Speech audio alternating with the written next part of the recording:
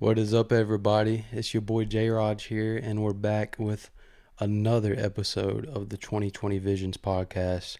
This is actually episode 4, and it's been a lot of fun so far, and we're going to keep this thing rolling, baby. So, we got a few things to discuss today. One of them being Sony and Marvel's odd partnership when it comes to the Spider-Man characters. We're going to be discussing Spider-Man Brand New Day. Also asking the question, how does Frank Castle, the Punisher, fit into that? We got a nice comic overview as usual, a little bit of WWE news, and then I got a little something fun slash funny at the end I want to share with y'all. So let's get this thing started. So to start off, we're going to be talking about Sony and the MCU and the disconnect between the two. So back in 2018 or so, whenever the original Venom movie was announced, I remember as a fan thinking, holy crap, this is when we get to see a new version of Venom cross paths and maybe get involved with the MCU.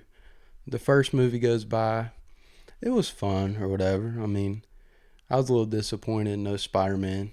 Second one, it's Let There Be Carnage. I'm like, oh man. In the comics, Spider-Man helps Venom defeat Carnage. I mean, he needed his help. And it was around the same time that Spider-Man No Way Home was going to be coming out whenever Let There Be Carnage came out. So when I watched Let There Be Carnage, I was thinking Spider-Man's going to show up and help Venom. They're going to cross paths, and this is going to form another story into something else. So that didn't happen. I was like, what the world? Like, that's kind of disappointing. I didn't hate the movie, but that kind of was just a bummer. But then Spider-Man No Way Home comes up, and at the end, you got basically like incursions happening. Doctor Strange is like, the others, they're coming in. And it shows up in the sky like the outlines of other characters slowly looking like they're going to be making their way in that universe. And I was thinking, dude, Venom is about to show up. And I thought that was going to be the Spider-Man No Way Home ending. And sure enough, they didn't go that route. And it's like, dang. So you're going to just have these Spider-Man characters in a prison cell, like just restricting Marvel completely from getting them involved. It's just very weird, you know? So with that being said, you know, they go on to release Craven. They go on to release Madam Web, Morbius, like all these movies nobody asked for. And anyway, it's just very odd. But there's news, and I'm recording this on Monday, but as of yesterday, I saw news from supposedly some insiders are saying that Sony is officially down to let Marvel use the Spider-Man characters and the Spider-Man villains and just everybody who is considered a Spider-Man character. Sony is now open to partnering with Marvel to do that, which is great news, especially when we're coming into Spider-Man Brand New Day, which is so exciting. So we're going to dive into talking about Spider-Man Brand New Day and what we know about this movie. So there's been a lot of inside leaks, inside information. So that's what we're going to start with at first. What do we know about the plot of Brand New Day? They haven't released a trailer yet, so we're just going to go off what we know. There has been leaks that Joe Keery, the guy that plays Steve in Stranger Things, has been casted as Harry Osborn. I think that is huge, by the way. There's been leaks that Sadie Sink, who plays Max in Stranger Things, is playing some sort of figure. It's like they're being mysterious about it. There's a lot of theories like, could she be Mary Jane? Could she be a version of Gwen? Could she maybe be Jean Grey for some reason? I'm not sure. It's also confirmed that Bruce Banner or the Hulk is going to be in this, and there's going to be a part where he loses control and is running rampant in New York. There's theories that he is like going to be Peter's professor. It's confirmed also that the Punisher is going to be in this, which I'm crazy excited about because I love the Punisher series. I love all the Netflix Defender stuff. It's going to be really big. And another thing that it's confirmed from some insiders is that Mac Gargan, who is in Spider-Man Homecoming in the post-credits, and in the comics he's the Scorpion, he's going to be a villain in this, being the Scorpion. And there's also theories that he is going to be a venomized version of the Scorpion. Since, at the end of Venom in the post credits, it is confirmed that like the 616 now has a symbiote since someone was dropped off there. And it's also been confirmed that Yelena from the Thunderbolts is going to be making an appearance in this. So we kind of have to ask ourselves, like, what in the world's going on? I know the Hulk is supposed to be a major player in this movie. Like I said, there's rumors of him being Peter's professor, and it's leaked that he's going to lose control and that Spider-Man and Punisher are going to have to kind of get him under control. But I will say that in my theories, Hulk is kind of the wild card in this. Like, I'm really not sure where they're going to go with it.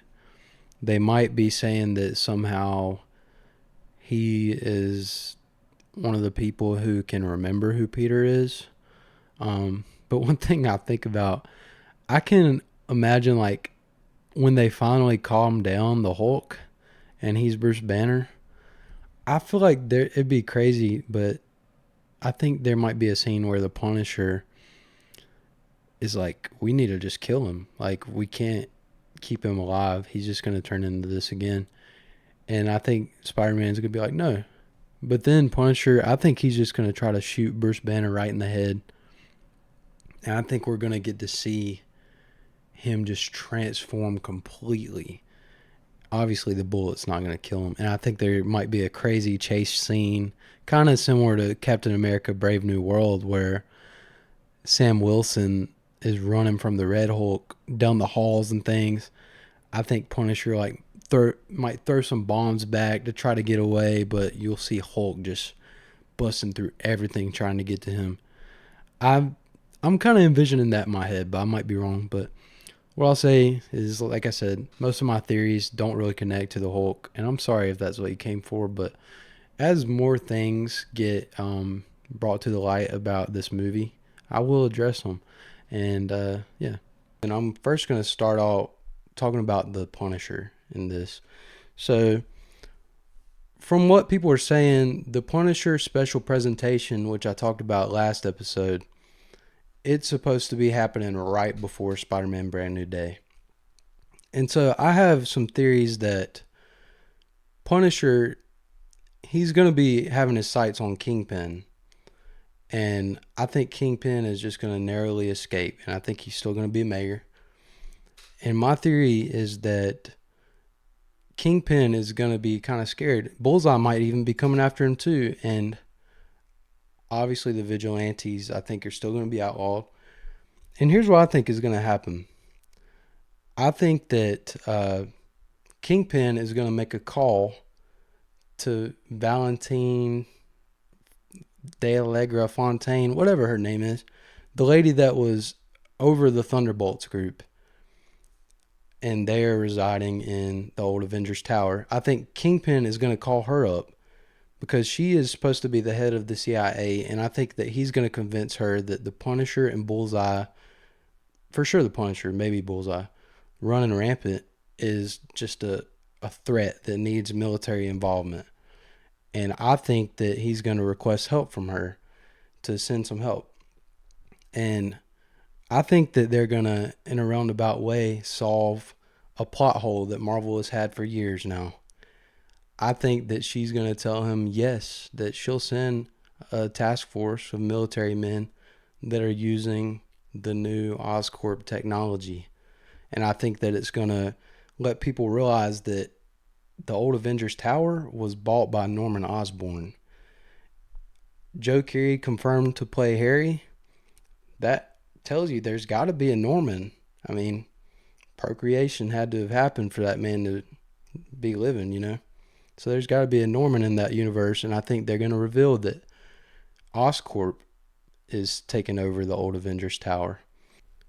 And what I've talked about before, Punisher is going to completely wipe out the original task force that Kingpin had. And I think that they're going to move towards having a task force of superpowered villains. They're going to have to step it up. I think there's going to be some immediate event where he's got to call up Valentina for help.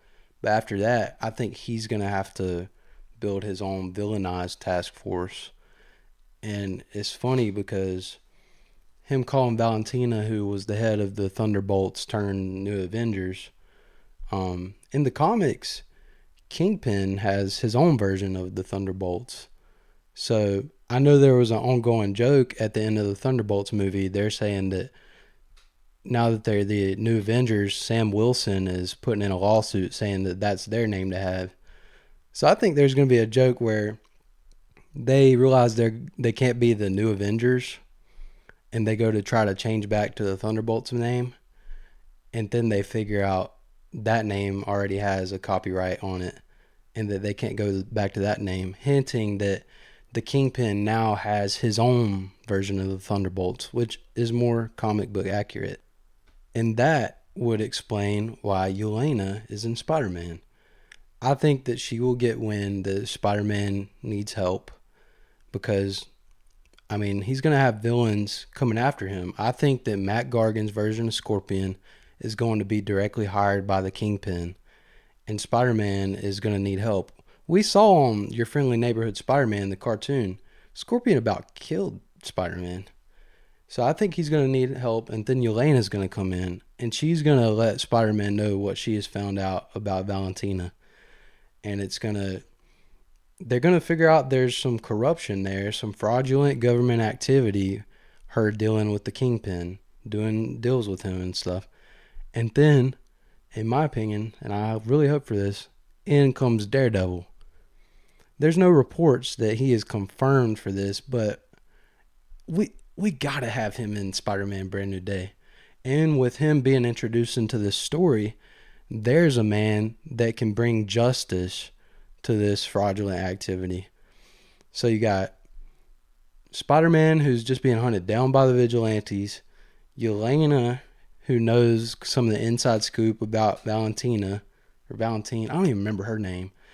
And then you got Punisher still trying to go after Kingpin and his villainized task force. And then you got Daredevil, who can bring justice to the whole thing. So I think there's a lot of plot points that, when it comes to that are going to be hit.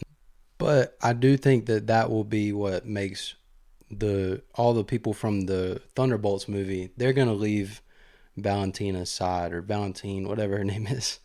But so if Kingpin gets his own group of villainized or super villain Thunderbolts, we can ask ourselves, like, okay, who will be involved? And I already revealed, I think that Scorpion is going to be involved with this.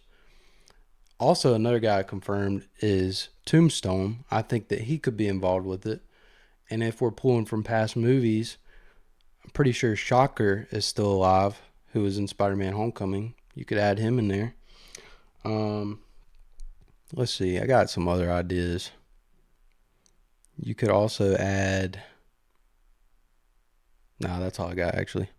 There's probably others, too. And let me get this straight. I don't think that in this movie all of these plots are going to be figured out. I think that they're going to plant seeds for future projects. And with this new version of villainized Thunderbolts, I think that that's going to lead into future Daredevil seasons where the Defenders have to step up. I think that's why they're starting to include some of the Defenders in this next season of Daredevil Born Again. And the Defenders are going to be having to be the ones standing against these villain versions of the Thunderbolts, because when Doomsday happens, a bunch of the main heroes are going to be gone. So we need some street level figures defending these streets. So why not get the Defenders up in there? You know what I'm saying? But yeah, I feel like this is going to be a major turning point for the MCU when it comes to a reveal that the old Avengers Tower is now Oscorp. Because we know Oscorp, they have partnerships with the government making weapons. And that's the thing is, we've seen Norman Osborn in Tobey Maguire's Spider-Man movie. He's terrorizing him, but that just scratches the surface of his character.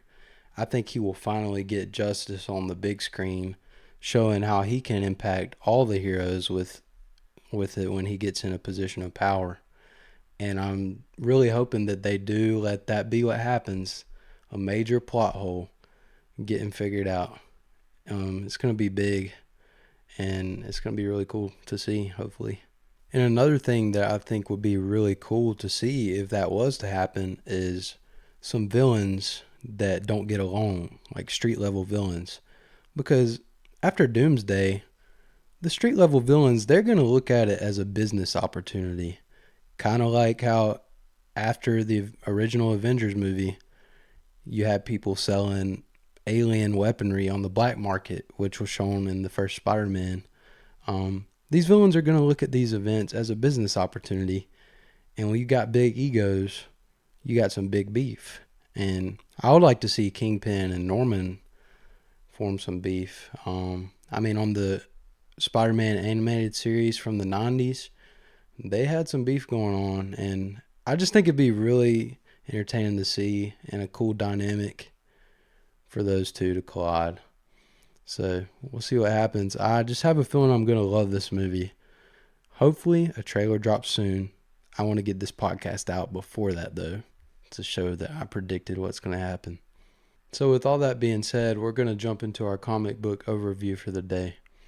The first page of this comic, it shows Norman Osborn speaking with Dr. Doom. And he says, "Thank you for meeting with me. It's a new day. This is how it's going to be." And then it pans to this picture of the Avengers, yeah. Except, I don't know, kind of look a little odd, right? Like, what's that Iron Man suit got going on? So we look into this, and the first few comic pages, it shows Norman Osborn speaking with a former S.H.I.E.L.D. Representative. And she basically tells her that, hey, you no longer are working for S.H.I.E.L.D. anymore as an accountant, but now you're going to be the deputy director working under me for a group called Hammer. So, and then he mentions to her that he wants to build a new peacekeeping task force that is ready to take back the world, and that he wants to discontinue any Stark technology and use his own to aid this new army. So then it also shows that he speaks with Captain Marvel, and Captain Marvel is like, "Nah, I'm refusing to join you. My allegiance is with Tony Stark." Because at the time, this is like the Avengers had disbanded after the stuff with the Skrulls. And anyway, Captain Marvel, she's like, "Nah, I ain't joining you. My allegiance is to Tony Stark." And she gets outraged because with Norman Osborn, Sentry is there. And he says that he joined Norman because Norman said that he could help him. And we know Sentry's got some mental problems at times, and he's kind of out of control sometimes with his emotions and things. So we move on, though, to it shows Norman Osborn calling Bullseye into his office in the old Avengers Tower. And he asks Bullseye if he wants some water. Bullseye's like, "Nah, I want some vodka." And Norman is like, "Nah, you don't need that with the medicine you take." But then Norman proceeds to tell Bullseye that he wants to reward him and to expand their relationship starting at Avengers Tower. And Bullseye, originally, he's kind of confused. But then his skepticism turns away, and he eventually agrees that he will help Norman. But, he's going to want that compensation. So after Bullseye agrees to join Norman's group, it pans to Norman speaking with this anti-hero named Moon Girl. And he tells her that, he's forming a group, but that there's a little bit of a void because Captain Marvel is refusing to join. So he tells her that she can be the new Miss Marvel. And she eventually agrees. But then it moves on to showing a task force capturing a Skrull. This is after the big Skrull war and everything. And from the shadows in this room they're in, from the shadows, something tells the Skrull to shapeshift. And the Skrull is like, "What?" And it says, "Shapeshift into Spider-Man. You need to shapeshift into Spider-Man." So the Skrull ends up shapeshifting into Spider-Man all of a sudden, and Then it's revealed that it's Venom. And I guess he's hungry for some Spider-Man because he just flat out eats this scroll that he made transform into Spider-Man, which is kind of crazy to see. And it ends up turning out, they reveal that this is a version of Venom that is Mac Gargan. And he ends up basically talking to Norman. Norman offers him a deal, and then he gives Mac Gargan a pill. And it's shown that the Venom symbiote that made him look big and scary, the pill that he is given now makes him look just like Black Suit Spider-Man. And he was happy about it. And he is like, yeah, I'm down to join your group. So he's got like 4 people recruited already. And then it shows Norman walking in this restaurant out in the middle of the country. And he speaks to this dude, this named Dakin Akiro.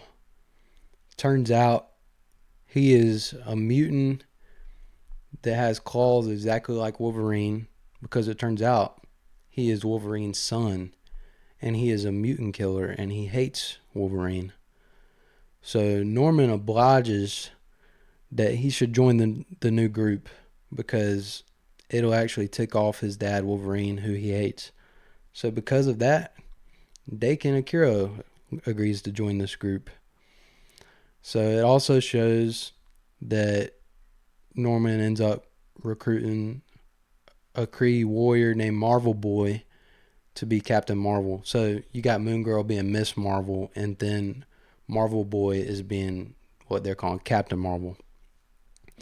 So then it flashes to this image, and this particularly, I really like this picture. It looks very familiar, if you know what I'm saying. So in this scene, you got all of the new members of this group all joined up in the Avengers Tower. And somebody says, it's a pretty hardcore team, sir. Maybe too hardcore for the public taste. And then it ends up saying, you need a Jarvis. You need a full staff of housekeepers, cooks, and armed guards at every door. Your reformed Thunderbolts are truly disgusting pigs. So it ends up showing that they're saying something is missing. Something's missing from this group. And it pans to them figuring out that they have access to all of Tony Stark's old Iron Man armor, which is pretty wild. And this is such a cool scene. The art is pretty cool. And then all of a sudden, for some reason, this comic keeps featuring Doom. It shows that Doom is getting a call from what they're calling a Thunderbolts officer. They're reaching out to Doom for some reason. And it's revealed that they figure out what is missing is a symbol. And, they had talked about Captain America was a symbol of hope. Iron Man had his distinctive armor. So what ends up happening, Norman Osborn gets some of Iron Man's old armor, makes it look all patriotic, and he starts calling himself the Iron Patriot. So now you got Captain Marvel, which is Marvel Boy. You got Sentry being himself. You got Miss Marvel, which is Moon Girl, actually. You got what he's calling himself, the Iron Patriot. You got Ares, the God of War, kind of being himself. I didn't really talk about him. You got Dakin Akiro as Wolverine. Turns out Bullseye is actually posing as Hawkeye. And then Mac Gargan's Venom is now posing as the Amazing Spider-Man. And the crowd is going bananas for them.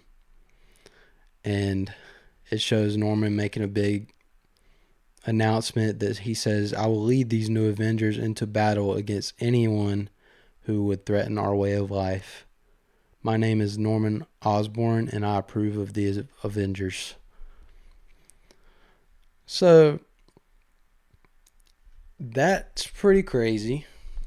It's kind of, from my knowledge, that they're trying to appeal to the crowd, to the citizens, as like new symbol of hope for this area because the Avengers are no more in these comics. But it literally said it called them the Reformed Thunderbolts, and it also called them the New Avengers. But they're going to be doing some sketchy stuff. It's literally like a whole group of villains.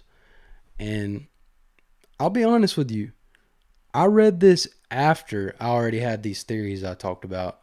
So when I read this, I was like, this only confirms what I'm kind of thinking. I mean, it's so crazy to me that the first page of the comic shows Norman Osborn speaking to Doctor Doom, saying it's a new day. Could they be pulling directly from these comics, and the start of this story is Spider-Man Brand New Day? That would be crazy. Um, and also, I mean, it's got a picture of this whole group in the Avengers Tower in that big room. It looks identical to the room that the Thunderbolts in the movie were in. And I've been calling it that these new Avengers in the movies, or Thunderbolts, whatever you want to call them, they're going to be out of there. They're not going to keep working for that lady. There's going to be a villainized group taking over that tower. And it's going to be Oscorp, I think. But we will see. Also, I mean, it's showing in the comic, Norman is leading a group called Hammer. In the comics, Hammer is like a organization that ends up partnering with like terrorist groups and things like that, and they're completely against what SHIELD used to be, and they're completely against Tony Stark's inventions and things. And it seems like the MCU is trying to put that out there, like this is going to be the opposite of the hopeful Iron Man story, like having Robert Downey as Iron Man, now he's Doom. It's the opposite. Could they be doing the same with Avengers Tower? Now it's going to be a symbol of something dark. Hence, this comic is called The Dark Avengers, issue 1. I don't think it's coincidence, and we will see. I think it can open up some cool storylines. Also, another comic I want to go over is the Punisher War Machine series. Like, where's Nick Fury at? I think that something similar could happen where Nick Fury maybe calls up the Punisher like, hey, we should get in this tower, take the War Machine armor back, and let's take this tower back to bring it to the good guys again. I mean, you never know. I mean, that's a fun comic. That's really a reach, me saying that. I don't think they would put Punisher in such a big storyline like that, but you never know. I mean, it could be like his redemption arc or whatever. But anyway, we're going to move on now to some other things I wanted to discuss, and that's going to be some WWE news. As of this past Friday on SmackDown, we have a new WWE champion, and that is Drew McIntyre. And it's about time. What I'm going to say is Cody Rhodes was getting real stale, real predictable. Now he can move on to some more interesting storylines. And Drew McIntyre can have a title run that he has needed for years now. Why is it that he's had 5 or 6 years without having a title again after what he did during the COVID era? It's been deserved for a long time now. I mean, he's been on a heck of a run. He's got so many memorable moments. He had his match against CM Punk in the Hell in a Cell. He had that promo against Sheamus. For you, it's usually banger after banger, but now it's been burger after burger after burger. Dude, I was dying laughing at that. And the thing is, they're actually good friends in real life. I met them one time, but that's another story. But that was hilarious. Then he's got that promo talking to CM Punk where he's like, it's funny you talk about how you're drug free and you even have it tatted on your knuckles because you always spend all your time in rehab. Just taking jabs about Punk having injuries, which I'm not a CM Punk fan, so it makes me get behind Drew even more when he's going up against that dude. But anyway, it's well deserved, and I think that WWE is kind of moving towards a new period of like just shaking things up a little bit, because not only do you got Drew with the championship now, You also got some new NXT talent coming up. You got Javon Evans putting on some crazy matches. You got Obafemi having his match against Cody Rhodes a few weeks ago. You got Trick Williams coming out interrupting Randy Orton. That dude has aura for days, and I think that I don't know. I think Trick Williams is the next big thing, and you already got younger talent like Braun Breaker and Dominic Mysterio. You had Matt Cardona return recently. There's rumors Chris Jericho is going to be coming back soon, which I don't know. I got mixed feelings on that. I think he's seen his better days, but it'll be pretty hype. But needless to say, WWE is moving into a new, I don't know if I should say new era, but a new period of just a lot of entertaining stuff. So it's a good time to be a fan, but TKO, you got to bring them prices down. I'm trying to see stuff in person. I'm trying to be able to watch the PLEs without feeling like I'm going broke. Trying to get some merch again. I ain't trying to get no $40 t-shirt. But to finish this thing up, I got something I wanted to show you guys. So I tell myself, I think I could write some stories for some superhero movies or some comics. I don't really got the art skill though, but I'm gonna tell y'all something that I felt like I was cooking with. So when I was actually probably in kindergarten, I remember trying to draw some comics, killing time in class. And I came up with this dude. At the time, I didn't know what to call him, but he was a skateboarder, and he skated around and he had rockets on the backs of his skateboards. Like his wheels would fold up and rockets would come out, and he'd be gliding around on a skateboard flying. I thought, man, that was pretty cool. I think at the time I called him like skater dude or something dumb like that because I was only like 6.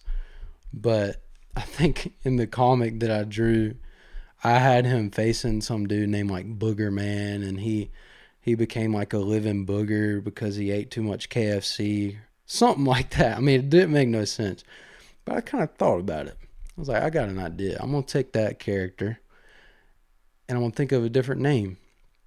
So I present to you guys, courtesy of ChatGPT, Phony Hawk. This is him.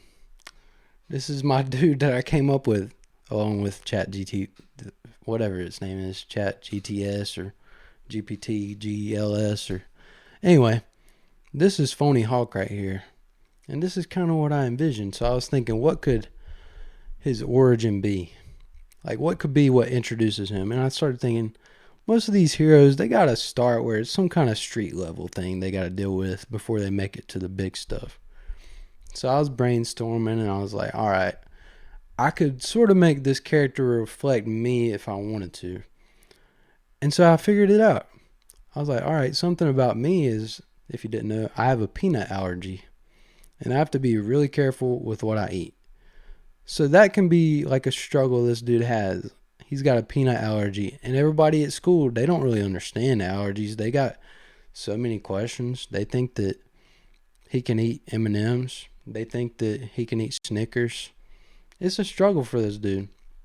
Well, turns out there's a villain lurking in the shadows, and his name is Mr. Allergen. And here's the thing about Mr. Allergen is he's basically a mad scientist who... He's in the EpiPen business.